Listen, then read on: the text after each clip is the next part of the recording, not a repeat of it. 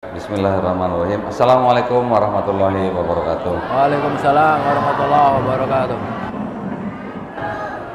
Belum kompak nih. Assalamualaikum warahmatullahi wabarakatuh. Waalaikumsalam warahmatullahi wabarakatuh.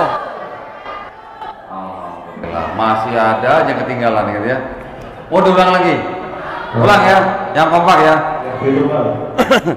Assalamualaikum warahmatullahi wabarakatuh. Waalaikumsalam warahmatullahi wabarakatuh. Alhamdulillah nggak ada yang ketinggalan. Kompak ya. Alhamdulillah. Alhamdulillah nahmaduhu wa nasta'inuhu wa nastaghfiruh wa na'udzu billahi min syururi anfusina wa min sayyiati a'malina may yahdihillahu fala mudilla lahu wa may yudlil fala hadiya lahu. Asyhadu an la ilaha illallah wahdahu la syarikalah. Berdiri.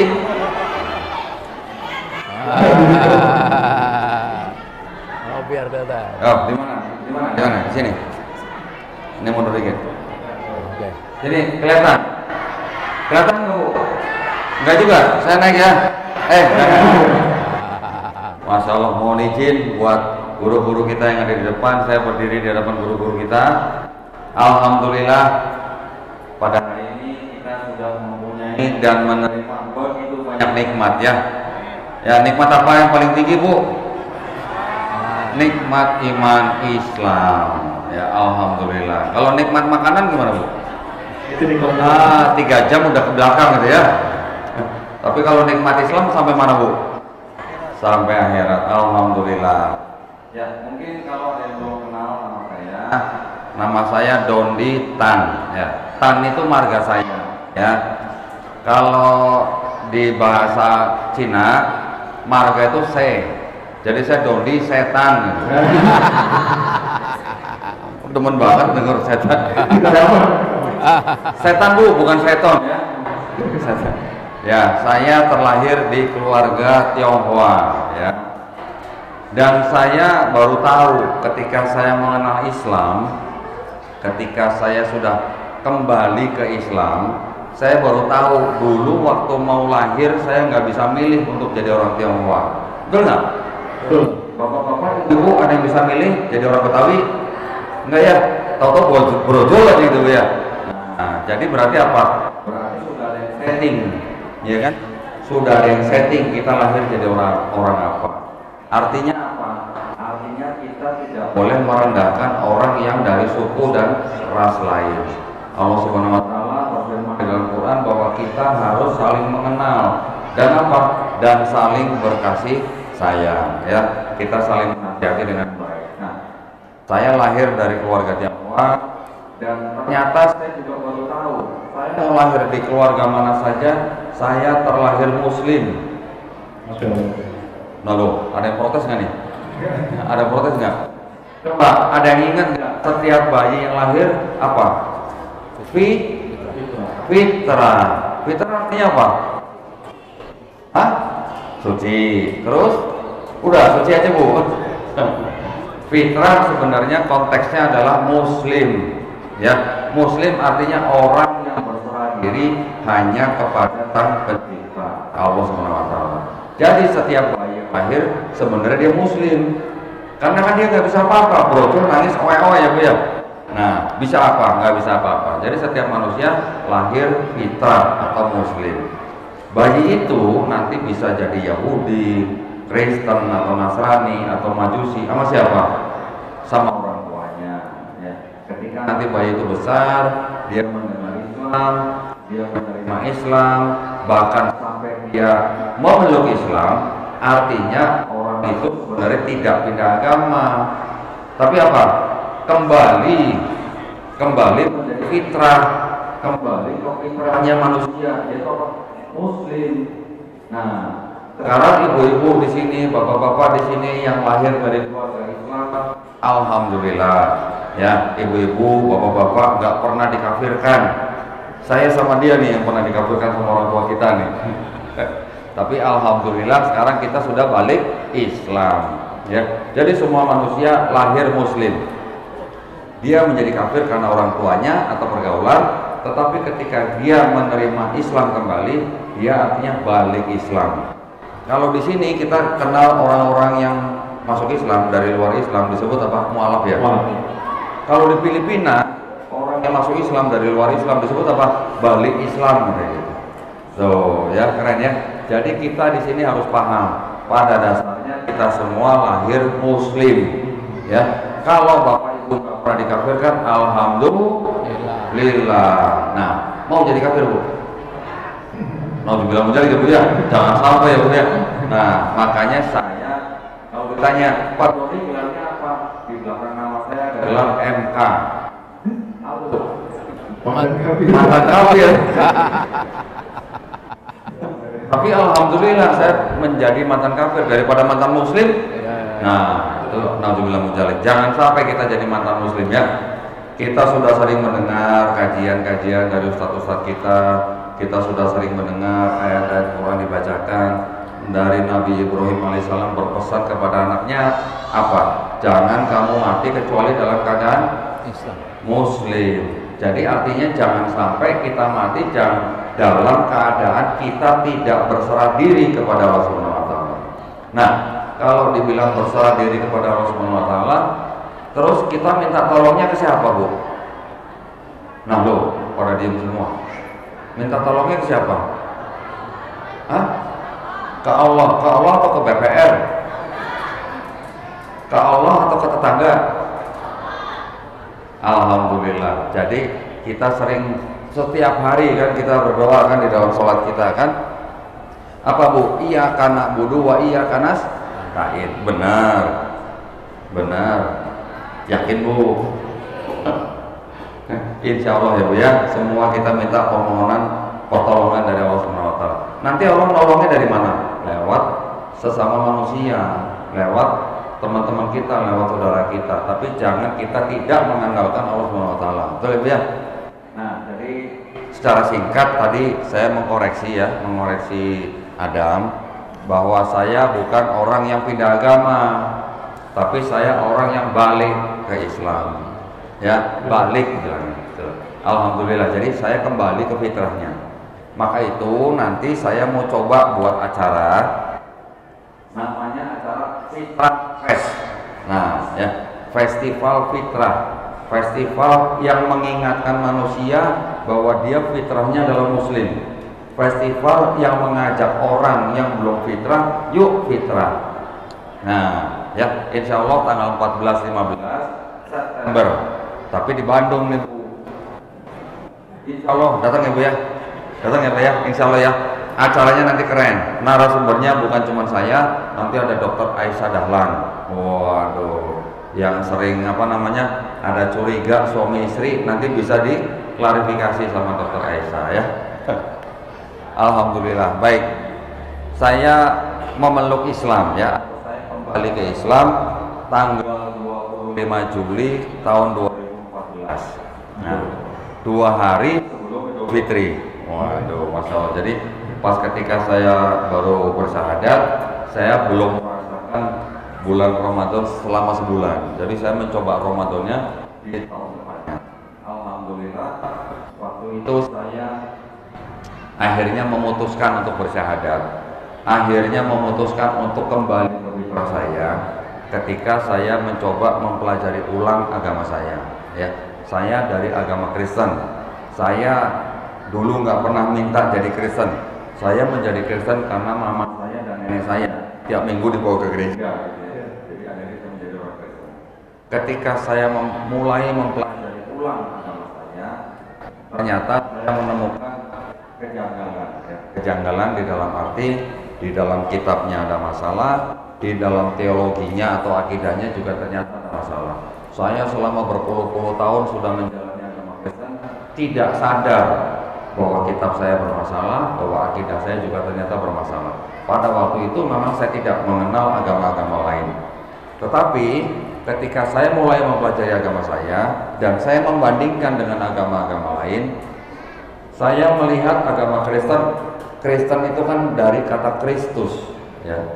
Kristus itu artinya kalau kita mengenal Al-Masih sama aja. Kristus atau Al-Masih itu sama. Yesus Kristus dengan Isa Al-Masih itu sama artinya, ya. cuma nanti mungkin konsepnya yang sedikit berbeda. Nah, kata Kristen berasal dari kata Kristus atau yang dari bahasa Yunani-nya Christos, itu bahasa Ibrani-nya adalah Mesias atau Mesias gitu ya, sama dengan Al-Masih. Jadi kalau kita menyebut atau mendengar kata Yesus Kristus gimana? Boleh kamu? Boleh, boleh, sama aja ya. Bahkan kata Yesus atau Jesus itu baru ada di abad ke-18, belum lama. Malah duluan kata Isa. Orang-orang yang berbahasa Arab pada zaman dulu, ketika Nabi Isa alaihissalam masih hidup, menyebut dia dengan Isa. Ya. Orang Inggris baru tahunya nama Jesus baru di abad 17, bayangin, hampir 2000 tahun. Ya, 1800 tahun atau 1600 tahun baru ada kata Yesus. Jadi kita tidak mengapa menyebut Isa dengan Yesus, nggak apa-apa. Kenapa? Karena ada juga Quran yang diterjemahkan ke dalam bahasa Inggris juga menerjemahkannya menjadi Jesus Son of Mary, ya, atau Yesus putra Maryam. Tidak apa-apa. Tetapinya ini yang harus hati-hati nih. Ada Islam, ada Kristen, orangnya sama, ada Yesus, ada Isa, Yesus Kristus, Isa Al-Masih. Bedanya di mana antara Islam sama Kristen? Ada yang tahu Bu? Bedanya di mana? Hah? Nggak tahu? Waduh, pantesan ya. Nah, kita sekarang harus belajar sedikit nih tentang perbandingan sedikit. Bukan berarti kita belajar mau jadi Kristen, bukan, ya. Bukan berarti kita belajar terus mau jadi masuk gereja, bukan. Tetapi kalau kita tahu, contoh misalnya begini, kalau ibu tahu tetangga ibu, misalnya yang cerewet misalnya ya, yang cerewet, ibu tahu dia dulu cerewetnya kenapa gitu. Ibu kan bisa menghadapi tetangga ibu dengan lebih baik, gitu kan? Dengan nggak dikit-dikit marah, nanti ibu juga ikutan marah atau ikutan cerewet, gitu kan? Begitu juga kalau kita mengetahui akidah saudara-saudara kita yang Kristen. Nanti ketika ada orang Kristen yang datang ke rumah bapak, yang datang ke rumah ibu, ketok-ketok, selamat pagi, selamat sore, selamat malam, kami dari tim ini atau gereja ini membawa misalnya brosur atau pamflet yang ingin memberikan berita baik atau kabar baik atau kabar keselamatan gitu kan, bawa sembako, gitu, bawa beras misalnya. Kira-kira gimana Bu? Diterima atau ditolak? Hah? Diterima, jangan ditolak. Kalau beras terima, habis berasnya diterima silakan pulang. Jangan ditolak Bu, sayang beras lumayan. Sekarang lagi susah kan Bu ya beli beras ya. Oh udah enggak ya, saya nggak ngikutin. Tetapi kalau ada tamu, ya, ada tamu yang datang membawa brosur, kemudian mengajak ibu, bapak, adik-adik untuk ikut agama mereka, gimana cara nolak itu? Gimana cara nolaknya? Kalau saya di rumah saya kedatangan misionaris, malah saya ajak ngopi, ayo buka-bukaan Bible gitu ya. Tapi kalau bapak ibu yang di rumah yang pemahaman tentang akidah mereka kurang atau pas-pasan gimana? Apakah ibu bapak mau ngusir dengan gagang sapu? Hah? Mungkin ada yang begitu ya, karena mungkin tidak suka, tahu bahwa dia mengajak-ngajak kita masuk agama dia, ya udah yang paling dekat ambil apa gagang sapu misalnya, diusir misalnya. Ketika ngejar-ngejar orang yang bawa brosur pakai gagang sapu, nanti ada yang foto, yang salah yang mana? Yang pegang gagang sapu apa yang pegang brosur? Gagang sapu. Jadi kita tidak boleh menggunakan kekerasan ketika mereka juga tidak menggunakan kekerasan, ya. Tetapi ada yang namanya produk hukum dari pemerintah. Tidak boleh mensiarkan agama kepada orang atau kelompok orang yang sudah beragama. Itu ada aturannya. Gimana aturannya? Keputusan bersama dua menteri, Menteri Agama dan Menteri Dalam Negeri, nomor 1 tahun 79 di bab 3 pasal 4 sampai hafal itu di bab 3 pasal 4 sampai dijelaskan dilarang mensiarkan agama kepada orang atau kelompok yang sudah beragama dengan cara-cara sebagai berikut. Apa aja? Door to door. Door to door nggak boleh ya. Door to door yang tadi saya bilang, datang bawa brosur atau apa, memberikan brosur, pamflet atau bacaan yang mengajak orang lain masuk ke dalam agama mereka. Nanti juga nggak boleh dengan cara apa? Dengan memberikan bantuan, iming-iming, tapi ujung-ujungnya mengajak kita masuk agama mereka. Itu nggak boleh, Bu. Itu ada keputusan menteri. Jadi kalau Bapak Ibu melihat begitu, ya sudah, mendingan telepon Pak Hansip, Pak, tolong bawa ke polsek gitu. Itu bisa ditangkap, boleh. Karena ada aturannya. Ya, kalau nggak ada aturannya mungkin ditolak sama polisi. Tapi karena ada aturannya, Bapak Ibu catat, kasih tahu ke polsek ini, Pak, ada aturan begini. Nah, sekarang berani nggak kita begitu? Nah, itu yang menjadi permasalahan. Karena kita sebagai bangsa Indonesia, sebagai umat Islam pula, kita sudah diajarkan beradab dan berakhlak ketika menerima tamu, ya nggak? Bu, apalagi kalau bawa beras ya Bu ya. Ayo Bu, masuk Bu, silakan ngopi segala macam, kasih kue gitu kan. Karena kita sudah diajarkan memuliakan tamu. Nah, tapi kan kita harus lihat-lihat nih, tamu yang bagaimana. Kalau tamu yang mengarahkan kita sampai ke neraka, maka kita memuliakan, kita silakan pulang aja gitu ya. Nah, kenapa saya bicara tentang ini? Masih ada nggak kira-kira upaya pemurtadan, Pak, Bu? Masih ada nggak? Masih. Masih? Bener?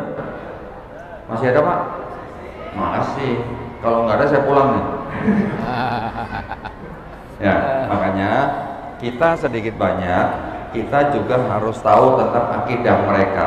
Ya, bukan berarti kita membenci mereka, bukan. Keluarga besar saya juga masih Kristen semua.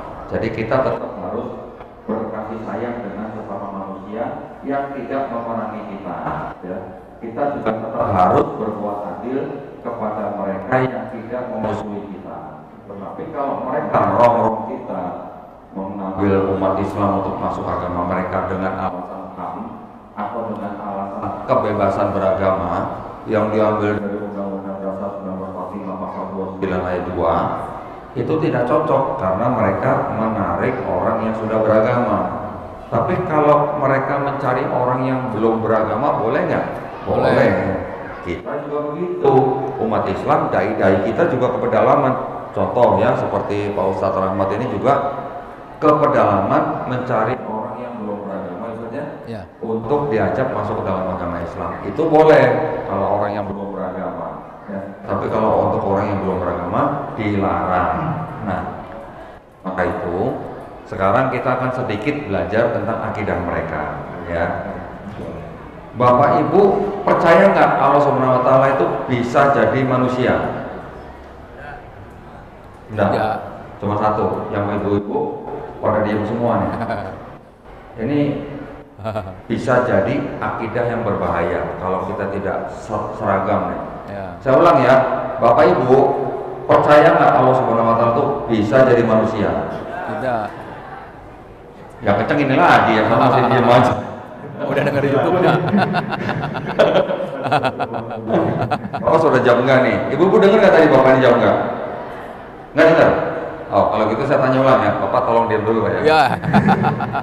Bapak Ibu percaya nggak Allah Subhanahu Wa Taala itu bisa jadi manusia? Nggak, ragu-ragu, ragu-ragu. Ya, ya, kan kita sudah sering baca ya di Quran apa? Qul huwallahu ahad, Allahu samad, lam yalid walam yulad. Artinya apa Bu? Lam yalid walam yulad. Artinya apa Pak? Tidak diperanakan, tidak memperanakan. Berarti bisa nggak Bu jadi manusia? Nggak bisa. Ya, walam yakullahu kufuwan ahad, tidak ada sesuatu apapun yang bisa menyerupai Allah Subhanahu Wa Taala. Betul? Ibu beriman kepada ayat itu? Beriman, alhamdulillah. Nah, bedanya ini Bu, bedanya. Saudara-saudara kita yang Kristen, ya, itu percaya, mereka beriman bahwa Tuhan yang Maha Esa itu, mereka juga percaya ada Tuhan yang Maha Esa. Itu mereka percaya bisa jadi manusia. Bedanya itu. Ya, perbedaan mendasar nih. Di sana ada Yesus Kristus, kita mengenal Isa Al-Masih, ya kan? Di sana mereka mengenal dengan sebutan Bapa ya, sebagai Tuhan yang Maha Esa. Kita mengenal dengan sebutan Allah Subhanahu wa Ta'ala. Tetapi kita beriman bahwa Nabi Isa AS hanya utusan Allah, hanya hamba Allah yang menerima kitab Injil. Kalau saudara kita percaya bahwa Bapak itu bisa punya anak atau bisa menjelma jadi manusia, ya. Di dalam akidah mereka itu masih ada perbedaan, ya, masih ada perbedaan. Jadi kalau kita semua Islam sepakat, ya, Allah adalah Tuhan umat Islam, kitab kita adalah Quran, Nabi kita adalah Nabi Muhammad SAW, betul kan? Tetapi kalau di Kristen itu masih ada beberapa kelompok yang berbeda. Kelompok yang utama atau yang paling banyak itu disebut dengan kelompok Trinitarianisme. Coba bisa diulang, Bu? Susah. Kan? Trinitarianisme itu adalah kelompok Kristen yang percaya bahwa Tuhan yang Maha Esa itu punya 3 pribadi. Nah, 3 pribadi. Kalau Allah SWT berapa pribadi, Bu? Berapa? 1. 2-nya nggak ada. 2-nya aja nggak ada, apalagi 3-nya. Kalau saudara kita yang Kristen, itu mereka percaya Tuhan yang Maha Esa itu bisa bermanifestasi atau punya 3 pribadi. Siapa saja? Bapa, Putra, Roh Kudus, ya. Jadi mereka bilangnya begini, Bapa itu Tuhan, Putra itu Tuhan, Roh Kudus itu Tuhan, tapi bukan 3 Tuhan, tapi 1 Tuhan. Paham nggak, Pak? Paham nggak? Oh, bingung. Saya tambahin lagi. Bapa itu Maha Kuasa, Putra itu Maha Kuasa, Roh Kudus itu Maha Kuasa, tapi bukan 3 Maha Kuasa, tapi 1 Maha Kuasa. Paham, Bu? Oh, Ibu paham? Ngeri. Ngeri kalau paham ya. Waduh. Beneran, Bu, paham, Bu? Ada Bapa Maha Kuasa, Putra Maha Kuasa, Roh Kudus Maha Kuasa, tapi bukan 3 Maha Kuasa, tapi 1. Ya. Saya tadi sebutnya 3, tapi bukan 3, tapi 1. Paham, Bu? Aduh, berbahaya nih. Nah, ya. Jadi makanya ibu-ibu harus sering ikut kajian. Harus sering, berarti harus sering nonton channel Donditan. Nah, jadi ada suatu akidah ya dari saudara-saudara kita yang Kristen bahwa Tuhan yang Maha Esa itu pribadinya lebih dari 1. Bahwa Tuhan yang Maha Esa itu bisa jadi manusia. Itu yang namanya kelompok Kristen Trinitarianisme. Nanti ada kelompok kedua, kelompok Kristen juga yang disebut dengan Unitarianisme. Mereka bilang Yesus itu bukan Tuhan. Yesus itu hanya ciptaan. Yesus itu pernah tidak ada. Yesus itu ciptaan yang paling mulia, bahkan lebih mulia dari malaikat. Maka itulah Yesus bukan Tuhan. Tapi disebut Kristen juga, ya. 2. Yang terakhir ada Kristen yang menyebut dirinya kelompok oneness, one satu ya, oneness, jadi kesatuan gitu. Jadi mereka bilangnya apa? Bapa itu Yesus, Yesus itu Bapa, cuma 1 pribadi, bukan 3 pribadi. Tapi Bapa itu adalah Yesus, Yesus itu adalah Bapa. Sudah dijawab belum yang oneness ini di Quran? Ada yang tahu nggak? Akidah yang mengatakan bahwa Allah Subhanahu Wa Taala itu adalah Isa putra Maryam sudah dibantah belum di Quran? Hah? Sudah? Di ayat berapa? Bukan. Coba yang bisa jawab. Ini ada door prize nih. Ada door prize yang bisa jawab. Coba yang mengatakan sungguh kafirlah Allah Subhanahu Wa Taala itu adalah Isa putra Maryam di surat berapa? Quran surat Maryam ayat berapa, Pak? Oh, lupa, belum dapat berarti, Pak. Ayo, siapa yang bisa? Ayo, ada yang tahu nggak? Silakan, Pak. Hah? Nggak dengar, Pak? 73. Quran surat 73. Oh, ada 73. Aduh, selisih 1, Pak. 72, Pak, jawabannya. Waduh, masuk kantong lagi, Pak. Di Quran surat Al-Maidah ayat 72 telah dikatakan, sungguh telah kafir orang yang mengatakan Allah Subhanahu Wa Taala itu adalah Isa putra Maryam. Nah, itu yang menjawab kelompok yang tadi yang oneness.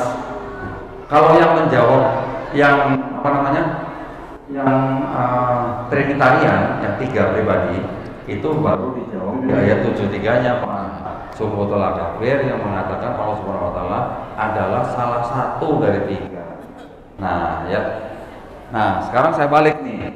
Di Quran surat yang sama Al-Maidah ayat 116, ya. Ketika insya Allah nanti ada dialog antara Allah Subhanahu wa taala dengan Nabi Isa alaihissalam, yang Allah Subhanahu wa taala bertanya kepada Nabi Isa alaihissalam, apakah kamu pernah menjadikan dirimu dan ibumu menjadi sesembahan Bani Israel? Betul? Ayatnya bunyi begitu kan? Nah, itu Kristen yang mana? Gitu. Emang ada orang Kristen yang menyembah Maria sebagai Tuhan? Hah? Buka Quran surat Al-Maidah 116. Bapak-bapak yang punya aplikasi Quran di handphone silakan dibuka. Quran surat Al-Maidah, ya, surat kelima ayat 116. Coba dibacain. Ayo, ini pelajaran nih. Karena banyak yang bilang, ya, izin ya Ustaz ya. Banyak yang bilang orang di luar Islam mengatakan Quran salah. Kenapa? Karena di Kristen tidak ada orang Kristen yang menyembah Maria sebagai Tuhan. Betul? Pernah dengar nggak Kristen menyembah Tuhan dan menyembah Maria sebagai Tuhan? Pernah dengar nggak? Ada? Kristen apa Pak? Bukan. Katolik tidak menyembah Maria. Katolik tidak menganggap Maria sebagai Tuhan. Tidak. Mereka hanya menganggap Maria sebagai wasilah. Nah, perantara gitu. Yunani siapa? Kristen mana yang menyembah Maria? Bukan. Ortodok tidak menyembah Maria. Coba bacain 116. 16. Kok nawar sih? Baik. Dan ingatlah ketika Allah berfirman, wahai Isa putra Maria, engkaulah yang mengatakan kepada orang-orang, jadikanlah aku dan ibuku sebagai 2 Tuhan selain Allah. Nah, pertanyaannya, Isa menjawab, Maha suci engkau, tidak patut bagiku mengatakan apa yang bukan hakku. Jika aku pernah mengatakannya, tentulah engkau telah mengetahuinya. Engkau mengetahui apa yang ada pada diriku, dan aku tidak mengetahui apa yang ada padamu. Sungguh engkaulah yang maha mengetahui segala yang gaib. Nah, benar kan? Ya, di situ nanti akan ada dialog antara Allah Subhanahu wa taala dengan Nabi Isa Al-Masih. Apakah Nabi Isa Al-Masih ditanya apakah dia pernah menjadikan dirinya dan ibunya, betul kan? Untuk disembah. Pertanyaan kita, Kristen mana yang menyembah Maria sebagai Tuhan? Masih ada nggak? Ya. Kalau tidak ada, berarti Quran salah dong. Nah, loh. Ada yang bisa jawab? Keluar lagi nih dompetnya nih. Keluar lagi nih, ya. Koliridianisme. Nah, itu dia jawabannya. Masya Allah. Keluar juga nih dia. Masya Allah. Nah, boleh nanti ya. Selembar ya Pak ya? Oh, selembar. Boleh dikasihin ke bapaknya. Masya Allah. Alhamdulillah keluar juga. Sebenarnya ada satu lagi, ya. Jadi pengen jawab. Tapi bapak tadi buka Google kan? Nggak apa-apa ya orang tadi. Iya. Sebenarnya ada satu lagi Pak, Kristen yang menyembah Maria sebagai Tuhan. Namanya kelompok Mariamites. Karena ada Kristen yang menyembah Maria sebagai Tuhan, yang malah timbulnya di Arab Saudi, ya, di tanah Arab. Kapan? Kira-kira abad keempat. Timbulnya di tahun 350 kira-kira, ya. Yang menyembah Maria sebagai Tuhan. Karena itulah itu masih berlangsung sampai pada zaman Quran diturunkan. Maka itulah ada ayat seperti itu, ya. Nah, sekarang kita sudah tahu sedikit nih tentang akidahnya mereka nih ya. Jadi kita sebagai umat Islam harus memegang teguh yang namanya apa? Ketauhidan. Kita harus memegang teguh yang namanya tauhid, gitu ya. Tauhid itu apa, Bu? Tauhid apa, Bu? Hah? Makanan. Tahu jodoh. Waduh, kalau urusan sama ibu-ibu malah dia urusannya nggak jauh dari makanan. Tauhid itu artinya kita mengesahkan Allah Subhanahu Wa Taala, ya Bu ya. Kita mengesahkan daripada zatnya. Kita tidak boleh menyembah selain daripada Allah Subhanahu Wa Taala. Orang Kristen tauhid nggak? Kira-kira? Hah? Enggak. Menurut kita Islam, Kristen adalah syirik dan musyrik. Perbuatannya syirik, orangnya musyrik. Menurut kita Islam. Menurut Yahudi, pernah dengar agama Yahudi Bu? Pak, pernah ya? Agama Yahudi ada kan? Bangsa Yahudi juga ada kan? Menurut orang Yahudi, yang kitabnya dipakai menjadi separuhnya orang Kristen, ya kitabnya itu dipakai sama orang. Dipinjam apa? Dipinjam tapi nggak dibalik-balikin. Gitu. Ya, jadi kitabnya orang. Mendingan saya bikin aja. Nah, ini yang dikeluarin akhirnya. Jadi teman-teman saya mohon maaf, ini jangan berjejer dengan kitab ini.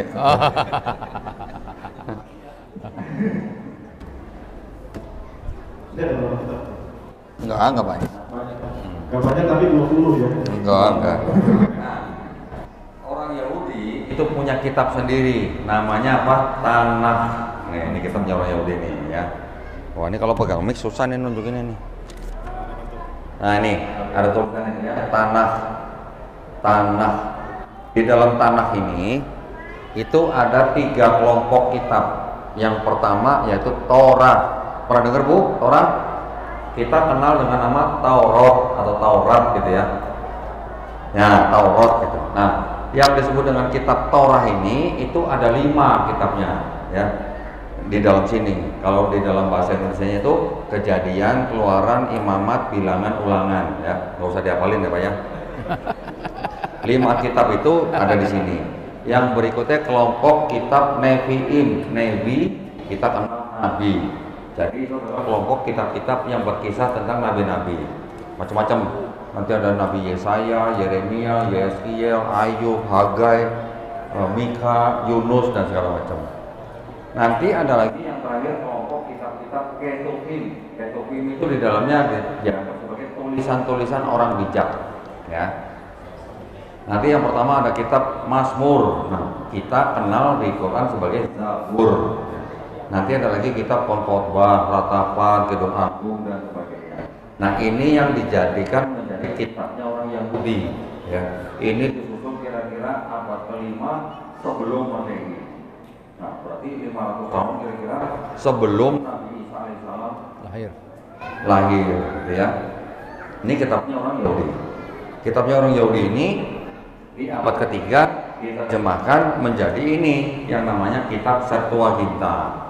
Kalau tadi itu bahasa Ibrani, ini diterjemahkan menjadi bahasa Yunani. Ini beredar terus nih. Ini diterjemahkan kira-kira abad ketiga sebelum Masehi. Beredar terus ketika sampai Nabi Isa alaihissalam juga masih sudah lahir, bahkan sudah diangkat. Masih ada terus sampai abad kedua, ketiga. Tapi terjemahannya kemudian dikoreksi sama orang-orang Kristen ya. Yang tadinya itu tulisan Yahudi, ketika dikoreksi sama orang Kristen menjadi seolah-olah kitab ini berbicara di dalam kitabnya orang Kristen. Nah, kitab orang Kristen yang mana? Kitab orang Kristen yang ini. Nah, ini kitabnya orang Kristen. Ini disusun kira-kira pertengahan abad pertama sampai abad kedua. Mereka sebut dengan Injil atau istilahnya Perjanjian Baru. Ya. Jadi di sini kalau ibu-ibu, bapak-bapak didatengin orang bawa kitab ini ada tulisannya Injil gitu, ya, tulisan Injil. Jangan buru-buru diterima, Pak, Bu, ya. Walaupun di sini ada nama. Nah nih, di sini Yesusnya menggunakan nama Isa Al-Masih. Nah, baca. Ya, di sini dari depan nggak boleh. Sebentar. Nah nih, silsilah siapa tuh? Silsilah Isa Al-Masih. Nah, jadi mereka mencetak kitab ini. Kitab ini banyak diberikan kepada rumah-rumah orang Islam. ya, terutama di daerah-daerah. Ini diberikan gratis. Nanti ada lagi yang begini, kitab suci apa? Injil. Mereka bilang inilah Injil yang diterima oleh Isa Al-Masih. Gitu. Padahal benar nggak ini kitab Injil yang diterima sama Nabi Isa alaihissalam? Bukan. Ternyata ya. Kalau kita pelajari sejarah terbentuknya, siapa yang nulis, kapan ditulis, di mana ditulis, ini bukan Injil yang diterima oleh Nabi Isa alaihissalam yang kita kenal dalam Quran. Beda. Yang menulis ini dari 4 kitab yang ada di dalamnya, yang bernama Matius, Markus, Lukas, Yohanes, itu bukan tulisan Nabi Isa alaihissalam. Bukan juga ditulis oleh murid-muridnya Nabi Isa alaihissalam. Ya. Jadi yang menulis itu orang-orang yang tidak mengaku siapa namanya. Karena tidak ada namanya, aku bernama Matius, aku bernama Markus, nggak ada. Jadi menurut ahli-ahli yang menulis 4 kitab itu tadi, Matius, Markus, Lukas, Yohanes, itu orang-orang yang belum pernah ketemu dengan Yesus, ya. Orang-orang yang belum pernah jalan bareng Yesus. Ibaratnya orang-orang yang nggak pernah ngopi bareng Yesus, gitu. Ya. Nah, ini menurut kalangan mereka loh ya, bukan menurut saya loh. Ada saya buku-bukunya. Nah, jadi di sini saya ingin memperingatkan kepada Bapak Ibu bahwa jangan buru-buru menerima informasi yang tidak sesuai dengan Quran. Kalau di Quran disebutkan ada Taurat, Zabur, Injil, apakah Taurat, Zabur, Injil yang dimaksud Quran itu yang ini? Bukan. Apakah yang ini? Bukan juga. Kenapa? Karena ini pun juga tidak ditulis oleh Nabi Musa alaihissalam, juga tidak ditulis oleh orang-orang yang pernah kenal dengan Nabi Musa alaihissalam. Ditulis jauh sebelumnya, hampir 1000 tahun setelah Nabi Musa alaihissalam. Ya, beda sama Quran. Kalau Quran ditulis oleh sahabat-sahabat yang mendengar langsung dari Nabi, ya mereka langsung mencatat. Nabi membacakan, sahabat mencatat, sahabat ikut membacakan dan menghafal. Ya, jadi banyak orang yang hafal Quran ketika Nabi masih hidup. Nabi Muhammad SAW adalah Quran yang berjalan. Sahabat yang mengikuti, mendengar, membaca, mereka juga menghafalkan.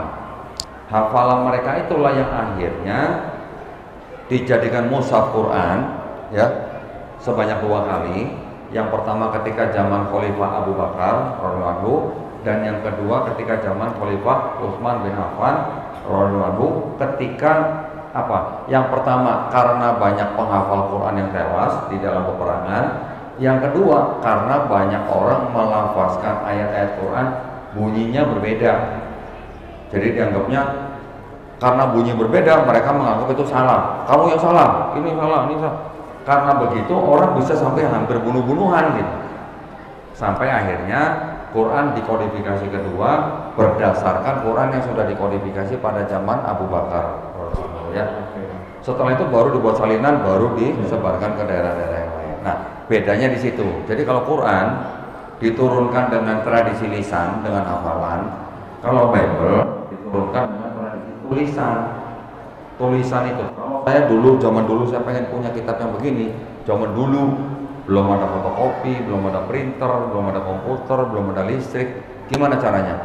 Kalau saya pengen punya kitab begini, saya harus nulis ulang atau saya nyuruh orang lain untuk nulis ulang.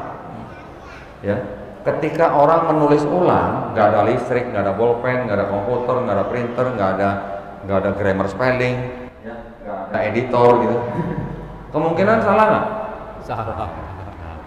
Kemudian setelah itu gereja juga berkembang. Mereka juga mengadopsi ajaran-ajaran orang-orang yang terdahulu. Ya, siapa itu? Orang-orang yang sudah mempercayai atau menyembah Tuhan-Tuhan yang triad. Triad itu apa? 3 tapi 1, 1 tapi 3. Ya. Mereka menganggap bahwa Tuhan atau dewa itu bisa jadi manusia. Nah, jadi gimana? Kalau orang yang sudah percaya mengikuti orang-orang yang sebelumnya, makanya akhirnya mereka menganggap atau melihat orang yang punya kemampuan khusus dianggap sebagai Tuhan. Kita baca di Quran surat At-Taubah misalnya ya, ayat ke-30. Kaum Yahudi menyebut Uzair putra Allah. Kaum Nasrani menyebut Isa putra Allah. Kenapa? Karena mereka mengatakan itu karena mendengar dari orang-orang kafir sebelumnya. Nah itulah ya. Baik, ini mohon maaf nih karena waktunya sangat-sangat sempit. Mudah-mudahan nanti bisa dilanjutkan ya di lain waktu ya. Saya bisa cerita banyak sampai seorang itu bagaimana Kristen itu terbentuk dan bagaimana akidah mereka. Tetapi harapan saya Bapak Ibu yang ada di sini tetap jaga nikmat yang selama ini Bapak Ibu sudah punya. Ya, nikmat yang sudah Bapak Ibu pegang dari kecil. Nikmat apa itu? Nikmat Islam. Ya, nikmat Islam itu adalah nikmatnya seorang Muslim yang mendapatkan penghargaan yang paling tinggi dari Allah Subhanahu wa taala. Ya Bu ya, saya sebagai dulu sempat dikafirkan orang tua saya, ketika saya kembali ke Islam, saya merasa menjadi orang yang paling beruntung di seluruh dunia. Alhamdulillah ya Bu ya. Saya juga merasa menjadi orang yang mendapatkan penghargaan paling tinggi dari Allah Subhanahu wa taala. Jadi saya sekarang terima kasih banyak atas kehadiran Bapak Ibu, juga terima kasih banyak atas perhatiannya. Mohon maaf jika ada salah kata, yang salah berasal dari saya, yang benar asalnya dari Allah Subhanahu wa taala saja ya. Wassalamualaikum warahmatullahi wabarakatuh.